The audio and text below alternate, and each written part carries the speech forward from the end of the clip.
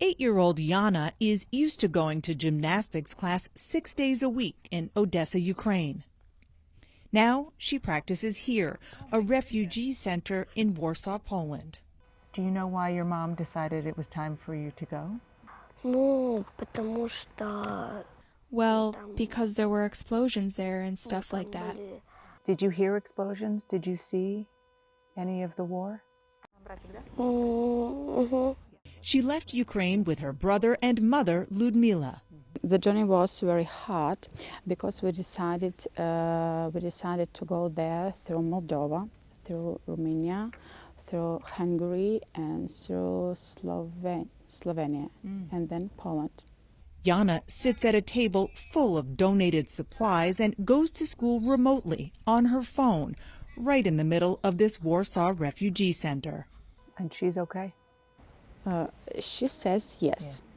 Ludmila Bats is not so sure about her own trauma. Even here, every time when I hear there's some sounds and when the plane is flying, I'm afraid.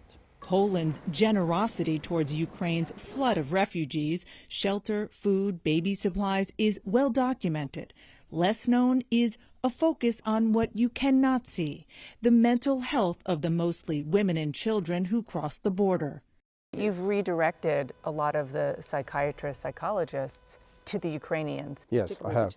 Warsaw Mayor Rafał Trzaskowski says tending to Ukrainians' emotional wounds is critical.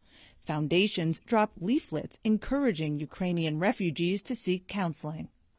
Those kids are incredibly resilient, but you never know, what's beneath the surface. But it wasn't that long ago that people just kind of said, suck it up, you just deal with it. But that's not where we are in society anymore. No, I mean, especially when you see what's happened in Ukraine, how vicious this war was, and all of those atrocities committed by Russian soldiers. I mean, those kids watch TV, they see it.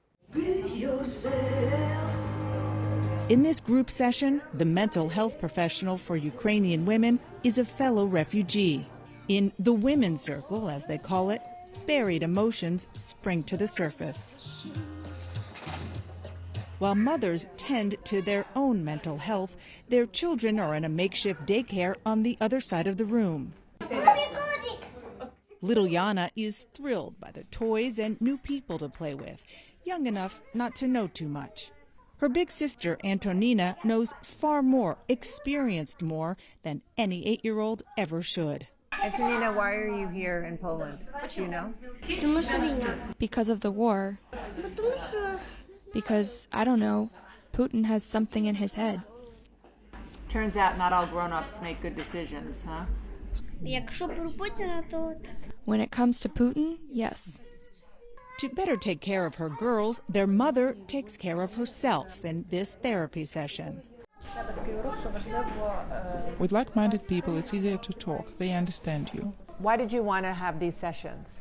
When we talk to other women, we hear that we have the same problems, and we see our situation from a distance.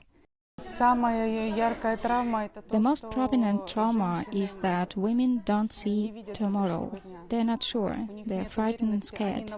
They don't feel protection anywhere. And it's important to convey to them that there is tomorrow. As for today, seeing their children playing, smiling, laughing, it helps get them to tomorrow. Dana Bash, CNN, Warsaw, Poland.